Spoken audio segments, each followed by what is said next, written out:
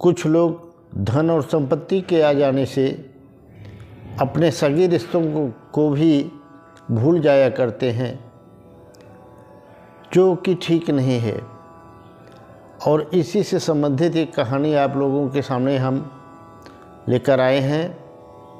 किसी गांव में एक किसान रहा करता था। उसके एक बेटे और एक बेटी थी।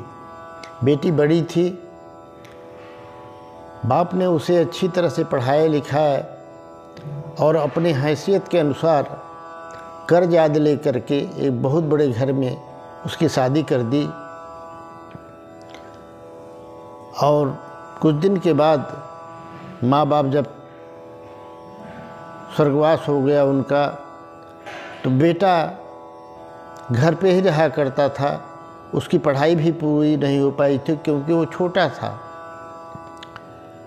अब उसकी पत्नी भगवान भोलेनाथ की, भगवान शंकर की बड़ी भक्त थी। प्रतिदिन उन्हें पूजा करती, भोग लगाती, उसके बाद ही भोजन किया करती थी। भगवान शिव को वह समर्पित थी।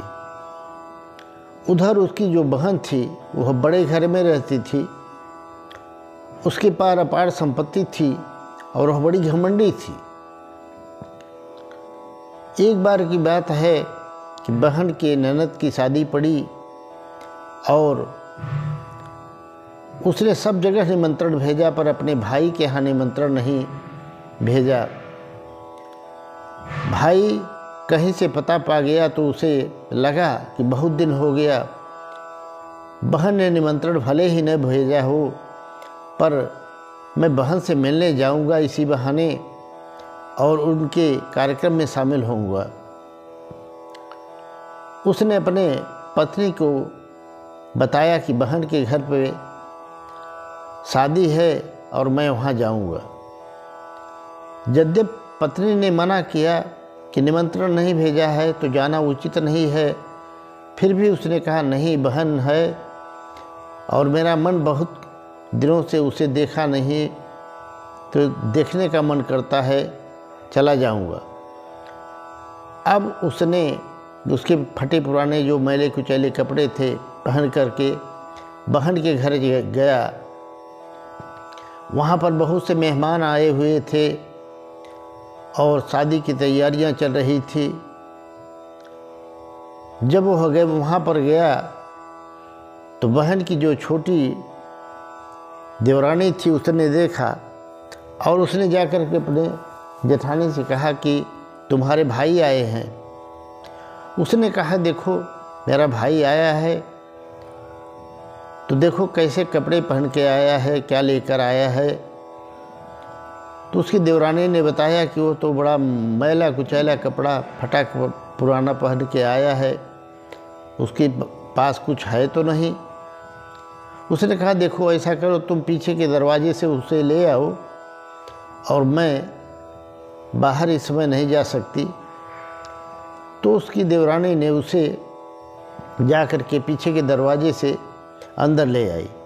तब बहन ने उससे कहा मैंने तुम्हें निमंत्रण नहीं भेजा था, तुम यहाँ कैसे चले आई।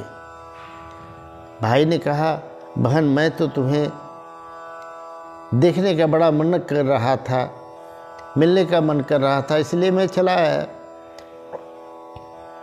बहन ने कहा तुम ऐसा करो मेरे साथ आओ, और वह उसे एक कमरे में ले जा गई और जा कर के उस कमरे को बाहर से बंद कर दिया, भाई को अंदर कर दिया। इधर विवाह में बहुत से मेहमान आए थे, सभी मेवा पकवान अच्छी तरह तरह से व्यंजन भोजन आदि कर रहे थे। 2 दिन हो गया, बहन ने न उसकी हाल चाल ली और न उसे दरवाज़ा खोल करके उसे पूछा कि तुम भूखे हो अथवा प्यासे हो। 2 दिन से भाई भूख से प्यास से तड़प रहा था कमरे के अंदर, और जब उससे नहीं रहा गया तो वह दरवाज़ा पीटने लगा। उसकी आवाज़ सुन कर के उसकी जो ननद थी, उसकी जो शादी थी, उसने सुना और जाकर के दरवाज़ा खोल दिया। वह समझ चुका था कि मेरी बहन बहुत घमंडी है और उसे धन का घमंड है। वह भाई के रिश्ते को नहीं निभाना चाहती, वह मुझे नहीं चाहती है, और इसलिए वह पीछे के दरवाजे से बाहर निकल गया। भूख प्यास से तड़प रहा था, और जब वहाँ से चल दिया तो आधे रास्ते पर जब आया तो वहीं पर बेहोश होकर गिर पड़ा। उधर भगवान भोलेनाथ और पार्वती आपस में विचार कर रहे थे। भगवान शंकर ने कहा कि ये इसकी पत्नी मेरी बड़ी भक्त है और इसकी रक्षा होनी चाहिए, ये मेरा भक्त है। तो एक बुढ़िया का रूप पकड़ लिया माता पार्वती ने, और भगवान शंकर ने एक साधु का रूप पकड़ लिया, और दोनों आकर के रास्ते में मिले। तो जब वो अचेत अवस्था में पड़ा था तो बुढ़िया ने उसको सर पर हाथ फेरा और अपने गोद में से उसका सर ले लिया और जगाया। तो उसने सारा हाल बता दिया। तो बुढ़िया ने कहा, देखो तुम परेशान न हो, मेरा एक बगीचा है, उसमें जा कर के एक कद्दू और एक लौकी तोड़ के ले जाना घर पे और बता देना बहन ने यही दिया है। अब वो बेचारा उसे ले कर के घर पे आ गया और अपनी पत्नी को दे दिया। यद्यपि वह मन में सोच रहा था कि पत्नी सोचेगी कि बहन के यहाँ से तो लड्डू पेड़े मिठाई आने चाहिए शादी के मौके पर ये कद्दू और लौकी कौन भेज दिया। पर उसने देखा तो वो कद्दू और लौकी सोने जैसे चमक रहे थे, और जब उसने काट करके देखा तो उसके बीजों की जगह सब मोती भरे पड़े थे, और उसको पा करके वह बहुत बड़ा धनवान हो गया। उसके दिन बहुत अच्छे हो गए और पूरे क्षेत्र में उसका नाम हो गया, बहुत बड़ा धनी हो गया।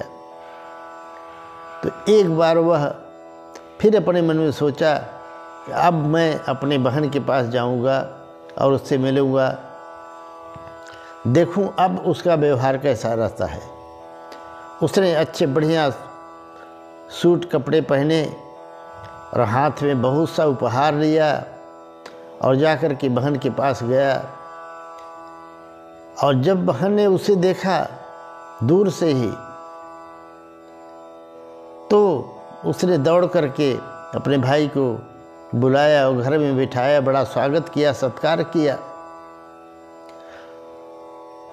भाई ने मन ही मन सोचा कि देखो दिन के फेर कैसे होते हैं कि अमीरी में सभी साथ देते हैं और गरीबी में अपने सगे रिश्ते भी साथ छोड़ जाते हैं। पर उसने कुछ कहा नहीं और बहन से आग्रह किया कि तुम एक बार मेरे घर चलो। अब तो बहन ने सोचा कि ये बड़ा अमीर हो गया है, इसके यहाँ जाने से और रिश्ता जोड़ने से मेरी बेइज्जती नहीं होगी, और वह उनके साथ चली आई। और जब वह बहन आई अपने घर पर, अपने भाई के घर पर, देखा तो आलीशान महल तैयार था और सारा वैभव भरा पड़ा था। उसने कुछ दिन वहाँ रह कर के जाने के लिए कहा तो भाई ने कहा, बहन मैं तुम्हें एक उपहार देना चाहता हूँ, 2 दिन और रुक जाओ। उसने जाकर के मोची से कहा कि एक ऐसी हीरे मोती से जड़ी हुई जूतियाँ बनाओ मेरे बहन के लिए जो बोलने वाली हो। मोची ने 2 दिन का समय लिया और जूती बना करके दे दिया। बहन ने वो जूती पहनी और जब वो पहन के चलती तो उस जूती से आवाज़ आती कि गरीबी में कोई साथ नहीं देता, गरीब का कोई साथी नहीं होता, अमीरों के सभी साथी होते हैं। और यहाँ तक कि अपनी बहन भी अपने भाई को लताड़ करके बेइज्जत करके हटा देती है। अब वो जब बोलती जूती तो बहन भी बहुत विचार में पड़ जाती कि क्यों बोल रही है, कैसा बोल रही है। अब उसकी आवाज़ सुनती तो उसकी पत्नी भी आश्चर्य में पड़ जाती। बहन आखिरकार अपने घर चली गई और तब पत्नी ने हठ किया अपने पति से कि तुम सच सच बताओ मुझे कुछ छिपा रहे हो तुम। तब पति ने अपना जो वाक़या बहन के घर गया था और जो जो उसके साथ हुआ था सब बता दिया कि मुझे 2 दिन कमरे में बंद रखा, भोजन पानी नहीं दिया। बीच रास्ते में एक महात्मा और एक बुढ़िया मिली, उन्होंने मुझे कद्दू और ये लौकी के फल दिए, जिससे हम लोग धनवान हुए। उसकी पत्नी ने कहा, पतिदेव, मैं भोलेनाथ की आराधना करती हूँ और भोलेनाथ आशुतोष हैं, वो अपने भक्तों की रक्षा जरूर करते हैं और उनकी ही कृपा से हम लोग धनवान हुए हैं।